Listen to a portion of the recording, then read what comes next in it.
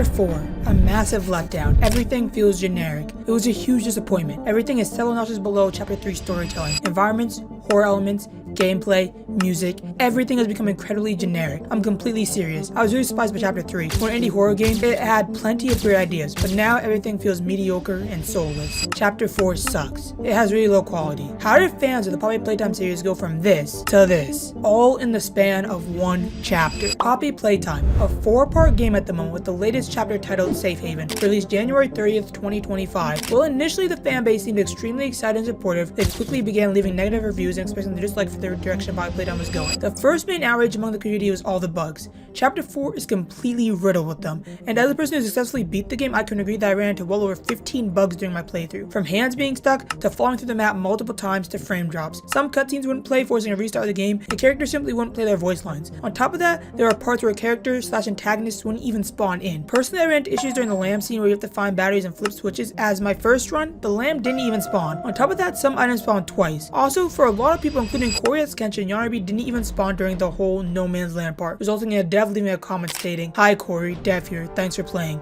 There were bugs with Yanabe not spawning during the No Man's Land section, but this has been patched. More updates coming. Now for Yanabe being the main antagonist pretty much of this chapter, him not spawning is a massive deal, as it completely changes over an hour of gameplay. This is something that should have been patched before release, not after. Many more people ran into bugs, including but not limited to, bugs with Doey's boss fight, hands glitching, objectives not updating, music playing when it's not supposed to, constant crashing, audio inconsistencies, and constant lag. I want to make it very clear that this is the most bugs that we've ever had in a Poppy Playtime chapter, and it took the same length to produce as the others. Now of course every chapter had a couple issues here and there, and of course every single game is going to have a couple bugs on release, but the number of bugs seen in chapter 4 of this game was astronomical, making it unplayable for many people. It seems as many fans are saying the devs seem to have prioritized quantity over quality. Mob Entertainment might be regretting that decision, however, as even more negative reviews rolled in. Chapter 4 sucks. It's not worth it. It sucks, the animation sucks. I want the old team back for chapter 5, chapter 2 and 3 are better. So I just did a quick replay of chapter 3 to compare. The graphical quality difference from chapter 3 to 4 is insane, from good to bad that is, in both lighting and textures. Like, it's not even a stretch to say that the quality is even lower than earlier versions of chapter 1, which I replayed 2 very recently, which even those textures have better quality than chapter 4 ones. Poppy Playtime chapter 1, while not having groundbreaking graphics, the quality looked decent and wasn't a big deal due to it being a small game at the time. Poppy Playtime chapter 2 really amazed fans with the quality boost from the previous chapter. Poppy Playtime chapter 3 also looked really good and definitely had a lot of additional time spent into just the atmosphere for each section. Poppy Playtime chapter 4, however, almost looks like they downloaded the first pack they got out of Blender. Now don't get me wrong, the chapter graphics aren't all bad, but for the most part they definitely could have been better. The graphics are so bad that I even mentioned them in my video. Yanabe was one of the worst antagonists this series has seen,